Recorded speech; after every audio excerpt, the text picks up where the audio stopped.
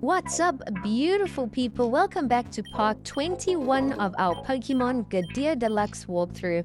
This is the final episode of our walkthrough. We are going to try and complete the main storyline for the post-game, and today's video, there is loads of action ahead, so do stay tuned. In the previous episode, we kicked off our post-game adventure. We explored some new cities. We even found out where Rowlet lives. We went to Rowlet's hometown, and he's actually told us to meet him here in the Sandstone Plateau. I don't know where the plateau actually is. We're just trying to make our way through the Sandstone Tunnel and see if we can possibly surf to this area. When we look at the map, it does look like you have to surf down and try and find this new Sandstone Plateau. We arrive on Route 16 and we just try and surf directly down. However, we do arrive at Ship City, so this can't be the correct route. We do find a little floating house here. I believe this is Laura's house. And there's a man on the bench that is sleeping and our amulet glows, so we enter the dream world to try and wake him up. I believe he is stuck here. So we do rescue him, and as a reward, he does give us a food can. So I think we might be able to use that food can to give it to that Pokemon god of the dream world. We enter the house, but nobody's home. So I think now we're going to have to backtrack to the start of Route 16 and go back into the Sandstone Tunnel. There must be a path in the tunnel that will lead us to the Sandstone Plateau. So let's go and try that and see if it's the correct way. We backtrack a bit and make our way back to the Sandstone Tunnel. And this time we're going to head up north and see where it leads. We do find another staircase, and yes, we have found Irina and Rowlet, so this was the correct path. And they both have something super crazy to show us. Heatran actually lives here in the Sandstone Plateau, and they want us to awaken and battle it. Hopefully we'll be able to catch Heatran, but I wasn't expecting this. Our first legendary Pokemon encounter. Rowlet tells us that he's going to head off to his hometown, so after we've battled Heatran, we can go and find him and let him know how it went. But let's see how this battle goes. It looks like Heatran is at level 62. It is quite tough, but you can defeat it if you've got a full team of 6 Pokemon. However, we do want to try and catch it. I don't want to knock it out. It did take a few attempts, I think about 10 attempts. I did cut the video so that we don't waste too much time. But we did catch Heatran in the end, and that is our first legendary Pokemon. I thought it would be way tougher to catch it. It did take about 10 attempts, but normally some of these games it can take up to 100 attempts. But now we're going to fly back to Norino City where Rowlet lives and go to his house. And before we enter his house, he's already waiting outside and he said he wants to battle us. It looks like he's heading off to a new region, so this is a farewell battle. Rowlet tells us that he's already bought his ticket. He's going on a ship to another region. So let's have a battle to remember. We're definitely going to defeat him. And Rowlet's first Pokemon he has sent out is a level 61 Mawile. So his team is pretty strong. All of his Pokemon are around level 61. So luckily our Surian is causing quite a bit of damage. It looks like he does have 2 dragon types, so our attacks are coming in quite useful. Next up, he has sent out Porygon G, which our Porygon G knocked out. And now he has sent out his starter Pokemon, Shrolence, and he's also used the Bond move to strengthen it. It is at level 63, so that's way higher than a lot of my Pokemon. Only our Porygon G's level is higher than that. But our Baxcalibur finishes off his final Pokemon, and we have done it. We have defeated Rowlet, and he tells us to come and say goodbye to him at the pier before he hops on the ship. You can find some cool Pokemon here if you go to the shore and do a bit of fishing. And this is Rowlet's house. It looks pretty cool. He's got his own PC set up and his own Pokeball machine there and everything. But now let's go and find Rowlet and see him off. It looks like there is a pier here, but there's also a beach surrounding the area, so we might go and explore the little beach as well. We have entered a little shop, I believe, where they sell tickets for the boats. And in the bin there's an egg, and we try and pick it up, and it asks us about 8 times if we really want to pick it up because it's filthy. We do pick it up and add it to the incubator, so I wonder what Pokemon's gonna hatch from there. I'm super curious now. I'm guessing maybe like a Trubbish or something. But we surf along and explore some of the beach. We pick up a TM, and in the cave we find a Zap plate. So we are trying to collect all 17 plates for one of the little side missions. I believe if you do get all 17, you might be able to encounter Arceus. We have just found the iron plate as well, so we've already got a few of them. But we make our way onto the pier and find Rowlet. He tells us what region he's going to.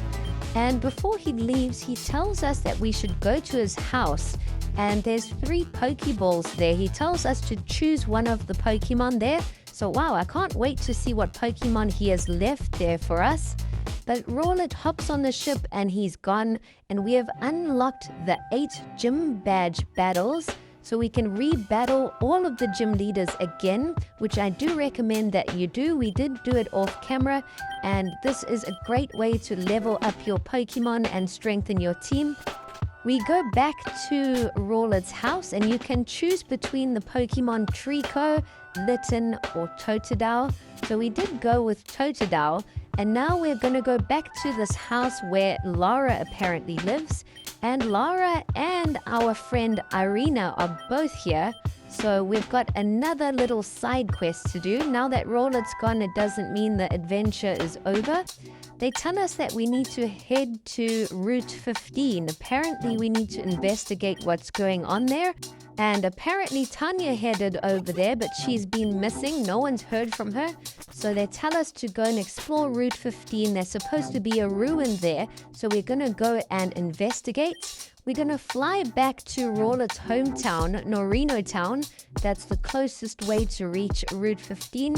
We head up north and we have made it. So there are a couple trainers here to battle.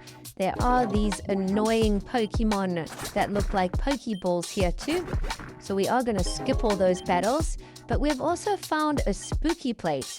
And here is a strange vase. If you go there and activate your Spirit Stone, a Spiritomb will appear. So we're going to try and throw a quick ball at it, and it worked. We caught it without even attacking it.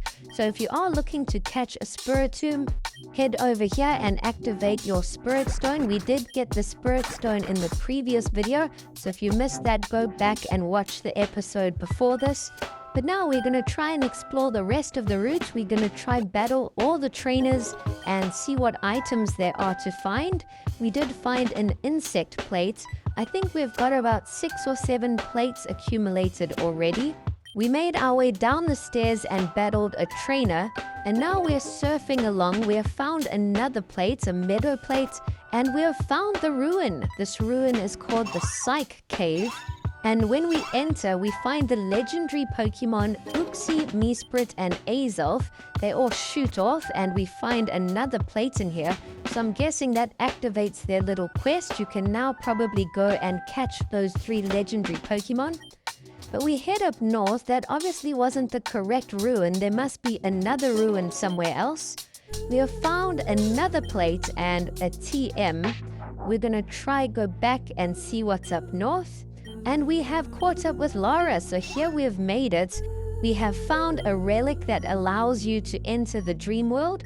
But before you enter the dream world, I do recommend that you go back and take on all 8 gym leaders again. Train up your Pokemon and level them up, because the Pokemon here in the dream world and the battles that lie ahead are really tough. I did go back and re-battle all the gym leaders, and my Pokemon have leveled up a ton since then. I didn't want to show you guys all the battles because this video would be an hour long. But now we're going to dive into some of the toughest battles of the game. In the dream world, we entered the room on the left. We have found Tanya here, but she has been taken over by the orbs. She's not in control. And this battle is super tough. As you can see, her Pokemon are all around level 67 and higher. So I did have a lot of trouble against Tanya with this battle. I lost once or twice before, and now we're trying to give it another shot, and I'm hoping we can win this battle. There is also a room on the right where you can battle Orange. I do recommend battling Orange first because I found him to be a little bit easier than Tanya. So maybe go and battle him first and then Tanya afterwards. You'll get a little bit extra experience from battling Orange as well. Tanya's Sylveon and Serperior were quite tough. And now she has sent out her final Pokemon, which is Luminion, a water fairy type. We did try and send out Ludoi, but Ludoi got knocked out unfortunately, so this battle came really close. We are down to our final Pokemon, which is a Gulvadrak, and luckily our electric attacks were super effective. Tanya was awoken and all of a sudden she disappeared after that. But there is a switch that you need to go and stand on there. There are 3 switches that we need to go and find and step on, and that's going to lower each wall in this main center room that's blocking us and Lara out. But next up, we're going to enter the room on the right. You probably should enter the room on the right first. We're going to take on Orange now. He has the same issue as Tanya. He's also being taken over by these orbs. If we defeat him, he will wake up from it and return to the normal world. I did find Orange to be easier than Tanya for sure, but some of his Pokemon are still really tough. As you can see, our Porygon G put up a good fight in this battle and knocked out a couple Pokemon. Now it looks like Orange has sent out a Golconda, which finally knocks out our Porygon G. We do send out Surmas next to finish it off. And I believe there's 2 more Pokemon that we need to knock out. We've just knocked out Persian. And Orange's last and strongest Pokemon is Roserade, which does have the Bond link activated.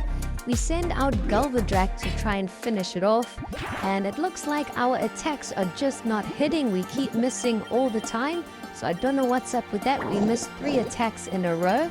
We decided to use a max revive on Porygon G, but we have sent out Baxcalibur to try and finish it off with some ice attacks, and that's worked. We have defeated Orange. He returns back to the normal world. We step on the second switch, and now there's only 1 room left, and that's up north, right ahead. And of course, we have caught up with Roud, and he's also taken over. So we're going to battle Roud. He's definitely the toughest of the 3. It was definitely between Roud and Tanya. Both of the battles were super tough for my team. But it looks like Roud's Pokemon are mostly Paradox Pokemon, and these Paradox Pokemon are tough. They're no easy task to try and defeat. So we are going to try our best and see if we can knock them all out. It's definitely between Roud and Tanya. Both of the battles were crazy tough for my Pokemon team. But as you can see with Roud's Pokemon, all of his Pokemon are Paradox Pokemon, which are really tough. And the strongest 2 Pokemon in his team are definitely Roaring Moon and Iron Valiant. Luckily, we got Roaring Moon out the way pretty early, but we have still got to face Iron Valiant, who's just been sent out. And Iron Valiant is at level 68, so wow, it's pretty highly leveled. We sent out Surmas, but used a max revive on Porygon G. I think Porygon's the only chance we're gonna have at winning this battle. And yes, we've done it. We have knocked out Iron Valiant and saved Roud. He returns back to the normal world, and we activate the 3rd and final switch. We can now enter the middle room and proceed through and see where we end up. Our team has been healed, and before you battled all Tanya and Orange and Roud, you could also heal up your team by going back and chatting to Lara each time. But as you can see, we've entered a room and a new villain has appeared. All of our friends seem to be stuck in some weird kind of crystals. So I think we've got to try and battle this guy and defeat him. And if we defeat him, then our friends will return back to normal. I thought they were already safe in the normal world, but it looks like they are still trapped here. And now we are about to face the final boss, the creepy final boss, Onirica. And his first Pokemon he has sent out is Garganacl. We knocked out Garganacl really easily. And the second Pokemon he has sent out is Claydol. So we have lost our Surion, but Surmos knocked out Claydol pretty easily. We have sent out Porygon G to face Weavile. So we are trying to swap our Pokemon in to keep the type advantage. We've knocked out Weavile and he has now sent out a Metagross. Metagross seems to be really tough, but Porygon just knocked him out. The next Pokemon he sends out is a Toxtrus, which knocks out our Porygon, but we send out Galvadrak to finish it off. And Galvadrak is an absolute weapon. He has now sent out a level 69 Overquill, and we just knocked it out and defeated him. What an epic final battle that was. I'm super curious to hear from you guys. Which of the 4 battles was the toughest for your Pokemon team? But next we black out and we wake up and our friends are all awake. And it looks like this evil villain has returned, so I don't know how we're going to get rid of him. It looked like he was about to crack and disappear, but now he has recovered and it looks like he's back at full strength. But then the next thing, the god Onirica, the god of the dream world, has returned. And it looks like Onirica, the villain, has been super rude to Onirica. So Onirica is not very happy with him and turns him into a fruitcake. And Onirica ate him. So we are really worried that Onirica is going to eat us as well, but he agrees to just send us back to the normal world. He doesn't want to be disturbed any further. But I believe this is the end of the game. We have completed the main storyline for the post-game. We have rescued our friends and rescued the region of Gadir. We have put an end to Team Tectonic. What an amazing game. You can re-challenge the Elite Four and Pokemon League now, and of course hunt and catch all those legendary Pokemon. So there is still a lot for you to do, but that's the end of our adventure. I have really enjoyed this playthrough. Give us a like and a comment down below if you enjoyed this game. Thanks for watching.